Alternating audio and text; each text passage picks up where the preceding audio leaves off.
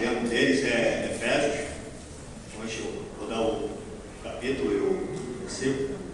Mas Efésios é uma carta interessante, porque é uma das cartas, talvez, a mais pessoal de todas as cartas de Paulo. Embora Efésios seja endereçado ao povo de Éfeso, a gente percebe que Paulo ele não trata de nenhuma situação específica daquela localidade, não cita nenhum nome de algum irmão, de algum discípulo que congregava ali, e nem faz nenhum tipo de correção em relação à igreja local. Mas Paulo ele fala de uma maneira geral, ele fala a respeito da igreja, trazendo os ensinamentos, trazendo princípios, independente de localidade. Efésios é considerado uma carta padrão para todas as igrejas em todas as épocas. Portanto, ela é considerada uma carta também, uma carta universal.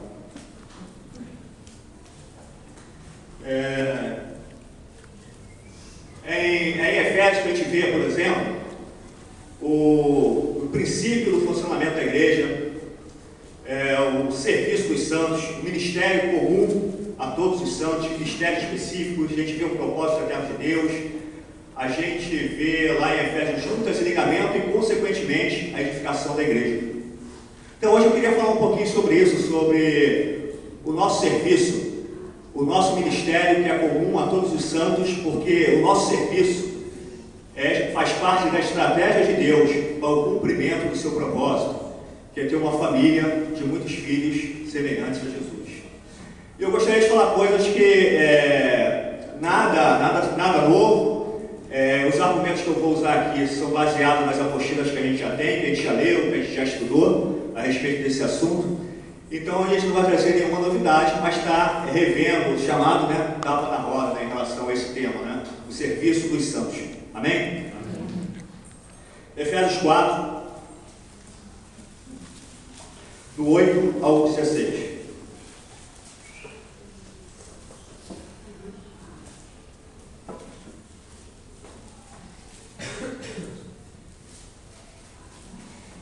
Irmão que achou, pode ler? Por isso diz: quando ele subiu às alturas, levou cativo o cativeiro e concedeu dons aos homens. Mas, ora, o que quer dizer subiu, senão também havia descido até as regiões inferiores da terra. Aquele que desceu é também o mesmo que subiu acima de todos os céus, para encher todas as coisas. E ele mesmo concedeu uns para apóstolos, outros para profetas, outros para evangelistas e outros para pastores e mestres, com vista ao aperfeiçoamento dos santos, para o desempenho do seu serviço, para a edificação do corpo de Cristo, até que todos cheguemos à unidade de fé e do pleno conhecimento do Filho de Deus, à perfeita varonilidade, à medida da estatura da plenitude de Cristo, para que não mais sejamos como meninos, agitados de um lado para o outro, e levados ao redor por todo o vento de doutrina, pela artimanha dos homens, pela astúcia com que induzem ao erro, mas, seguindo a verdade em amor, cresçamos em tudo, naquele que é o cabeça, Cristo, de quem todo o corpo bem ajustado e consolidado pelo auxílio de todas as juntas, segundo a justa cooperação de cada parte, efetua o seu próprio aumento para a edificação de si mesmo em amor. Amém. Então a gente percebe aqui que no versículo 8, ele começa: por isso diz, quando ele subiu às alturas, levou cativo o cativeiro e concedeu dons aos homens. Então ele fala aqui que concedeu dons aos homens. Então quando a gente pula aqui para o versículo 11, ele mesmo concedeu uns para apóstolos, outros para profetas, outros para evangelistas e outros para pastores e mestres. Então o versículo 11, mais especificamente, ele fala dos dons ministeriais ou ministérios específicos. Lá em 1 Coríntios 12, Paulo fala a respeito dos dons espirituais como dádivas dadas por Deus, ferramentas, presentes para nos ajudar, para nos auxiliar na edificação da igreja. já que em Efésios 4, mais especificamente no versículo 8 e 11, Paulo fala de pessoas em seus ministérios específicos, como dom dado para a igreja, com uma finalidade específica. E o próximo versículo justamente aponta nessa direção. Qual é essa finalidade específica? Então, esses ministérios específicos, apóstolos, profetas, evangelistas, pastores e mestres, eles vão ter influência direta nos demais discípulos no que diz respeito ao ministério que é comum a todos nós, cada um de nós. Versículo 12. Vou colocar aqui para a transparência, para a gente visualizar melhor.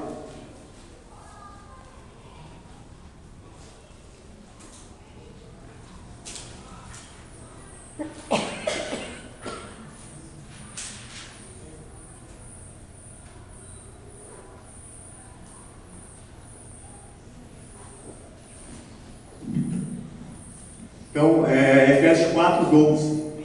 Então, o texto fala assim: com vista ao correto ordenamento dos santos, para o desempenho do seu serviço, para a edificação do corpo de Cristo. Então, a gente desmembrou assim por melhor compreensão. Na nossa tradução, geralmente aparece com vista ao aperfeiçoamento dos santos. Então, nenhuma tradução vai aparecer correto ordenamento dos santos. Mas correto ordenamento dos santos, ela substitui aquela palavra lá de cima, katartismos. E, segundo estudiosos, irmãos, conhecedores do grego, tá, que é a língua que foi escrita ao Novo Testamento, a melhor tradução seria correto ordenamento dos santos, que vai nos dar uma ideia melhor do que os ministérios específicos, lá no versículo 11, vai operar para que a igreja cresça e se desenvolva. Então vamos lá. Então, a função dos ministérios específicos é o correto ordenamento dos santos, colocar os santos em ordem no seu devido lugar de funcionamento. A gente costuma achar que os ministérios específicos, dentre eles pastores, vai influenciar aqui na terceira parte, a edificação, achando que os ministérios específicos, os pastores, são os únicos responsáveis pela edificação da igreja. Mas a palavra nos mostra que não é bem assim. Claro que eles são responsáveis também pela edificação da igreja, mas não é bem assim. Senão a gente estaria pulando lá do versículo 11, apóstolos, profetas, evangelistas e mestres, e pulando para a segunda etapa, edificação. Mas só que existe a terceira etapa, mas só que existe uma segunda etapa nisso.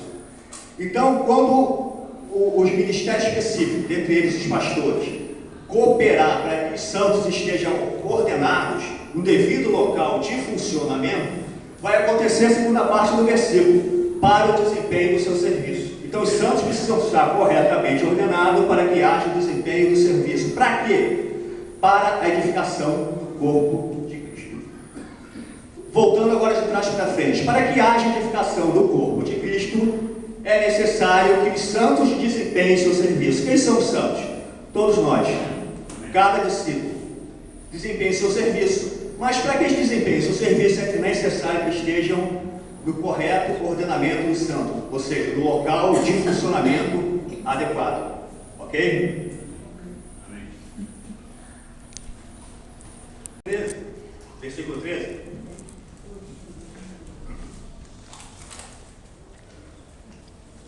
Até que todos cheguemos à unidade da fé e do pleno conhecimento do Filho de Deus, à perfeita varonilidade, à medida da estatura da plenitude de Cristo. Então, esse versículo 13 aqui, ele aponta para o alvo, para o propósito. Qual o propósito eterno de Deus? Ter uma família de muitos filhos semelhantes a Jesus. Então, Efésios 4, 13, juntamente com Romanos 8, 28 e 29, de maneira resumida, fala que fomos chamados segundo o seu propósito, em Romanos 8, 28 e 29. Para serem conforme a imagem do seu Filho, a fim de que ele seja o primogênito entre muitos irmãos. Então, Efésios 4, 13, juntamente com Romanos 8, 28 e 29, nos mostra qual é o alvo, qual é o propósito eterno de Deus, que é de ter uma família semelhante a Jesus.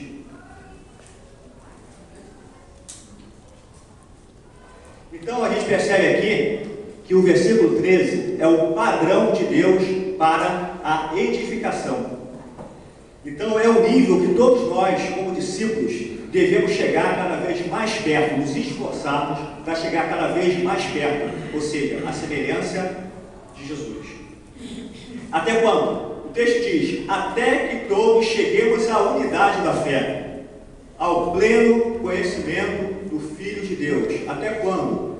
À medida da estatura de Cristo, até que sejamos semelhantes a Jesus. Então, até que sejamos. Alguém já chegou à perfeita varonilidade, à medida da estatura, da plenitude de Cristo? Alguém já chegou? Então, enquanto não chegamos, devemos nos esforçar, porque esse é o padrão de Deus no que diz respeito à edificação. Esse é o alvo. Então, se fala também de santificação. Uma família de muitos filhos semelhantes a Jesus. E no versículo 14 vai ser uma consequência de tudo isso que acontecer. Uma vez a igreja funcionando de uma maneira adequada, o alvo, o propósito de Deus vai ser cumprido. E no versículo 14 e 15 a gente vê que a gente é diretamente afetado. Diz aqui o texto que nós não vamos andar mais segundo crianças, né, de um lado para o outro, como um navio, a deriva, né? No versículo 5 a gente fala que a gente deve crescer, né, em Cristo Jesus. Crescendo em tudo naquele que é o cabeça, Cristo. Então isso vai ter uma influência direta sobre a nossa vida. Vai gerar crescimento, desenvolvimento, maturidade em nossas vidas. Amém? E o versículo 16: de quem todo o corpo bem ajustado, consolidado ou ligado, pelo auxílio de toda a junta, segundo a justa cooperação de cada parte, efetua o seu próprio vento para a edificação de si mesmo em amor. Então diz aqui no meio do texto, segundo a justa cooperação de cada parte. Novamente, os santos se mobilizando, trabalhando, cooperando com o seu ministério, que é comum a todos nós, para que o corpo de Cristo, no final, efetua o seu próprio aumento para a edificação de si mesmo em amor. Então, cada um cooperando para que o corpo cresça. Então, qual é a conclusão que a gente chega? Em Efésios 4,16, que o corpo de Cristo é que edifica o corpo de Cristo. Ok? A gente vai dar uma paradinha aqui em Efésios, capítulo 4, e a gente vai voltar aqui um pouquinho na história para mostrar qual é o desejo de Deus em relação ao seu povo, no que diz respeito ao ministério de todos os santos. Amém? Aí depois a gente volta aqui em Efésios capítulo 4, principalmente no versículo 12 e no versículo 16, até para a gente falar, né, porque ficou aqui na interrogação, o que de fato é esse serviço dos santos?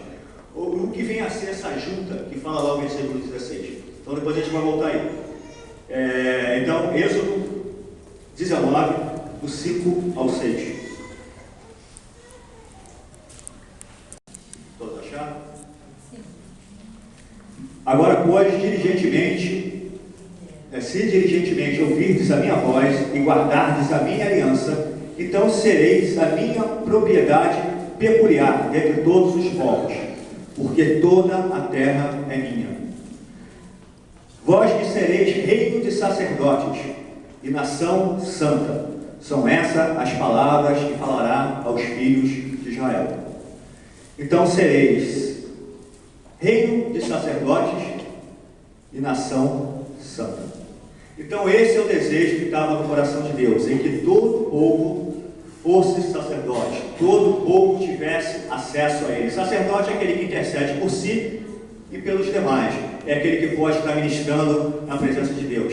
É interessante que alguém já disse que o nosso chamado em relação ao Senhor, antes mesmo, né, da gente entender aquilo que Deus tem para que a gente faça, o nosso primeiro chamado é para estar diante da presença dele, ministrando sobre ele. E ser sacerdote é algo assim interessante, porque mostra essa realidade. Você está na presença de Deus, se relacionando com ele. Uma coisa que eu tenho falado é que o nosso relacionamento com Deus, ele antecede todo e qualquer serviço. Então é desejo de Deus ter um relacionamento conosco, ok? E a questão de nação santa, a santidade. Para a gente estar na presença de Deus é necessário santidade. E na medida que a gente fica na presença de Deus, Deus produz santidade no nosso coração. O Senhor falou para Abraão: Abraão, anda na minha presença e ser perfeito. Pelo fato de Abraão andar na presença de Deus, ele adquiriu santidade, né? Recebeu o Senhor. Então esse é o desejo de Deus, em que todos fossem sacerdotes. fim que todos pudessem ministrar diante dele. Êxodo 20, de 18 ao 20. Todo o povo presenciou os trovões e os relâmpagos, e o clamor da trombeta e o monte fumegante, e o povo, observando, se estremeceu e ficou de longe. Disseram a Moisés: fala-nos tu, e te ouviremos, porém não fale Deus conosco, para que não morramos. Respondeu Moisés ao povo: não temais, Deus veio para vos provar e para que o seu temor esteja diante de vós, a fim de que não mais pequeis. Ok.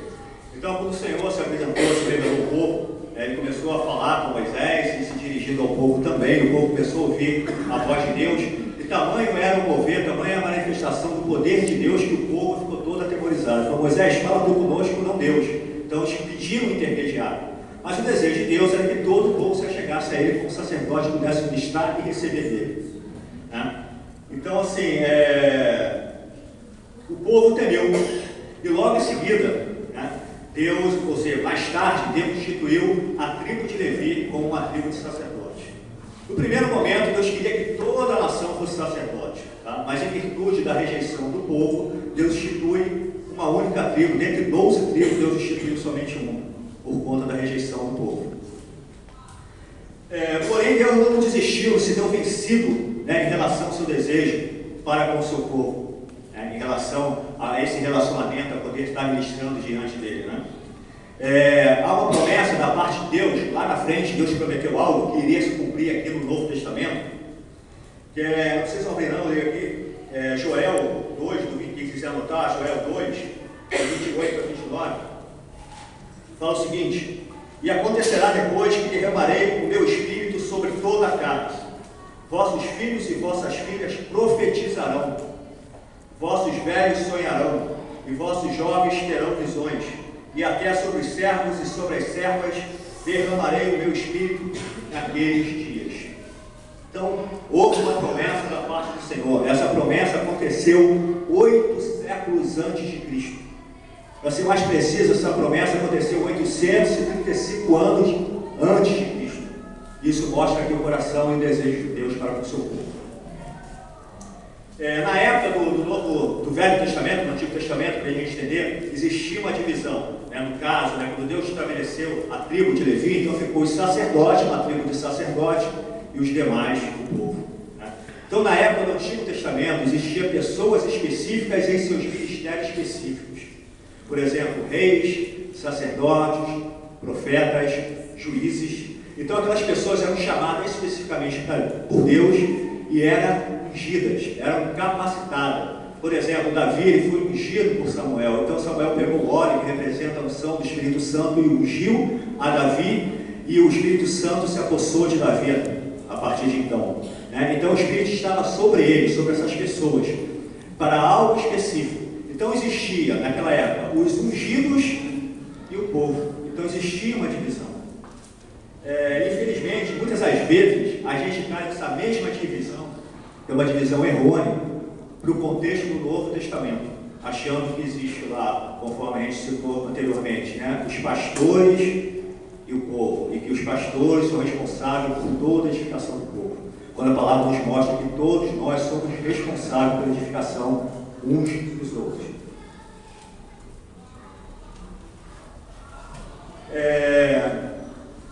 Mas já aqui no Novo Testamento, Jesus faz uma promessa, fazendo menção dessa passagem em Joel 8, Joel 2, Jesus fala o seguinte, vamos ler lá. Atos, capítulo 1.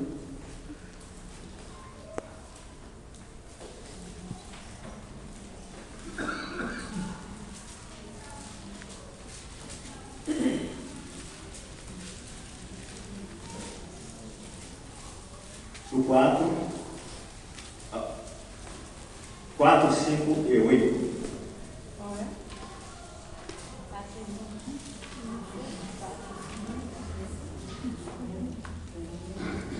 Então, esse episódio aqui foi depois da ressurreição. Jesus ficou 40 dias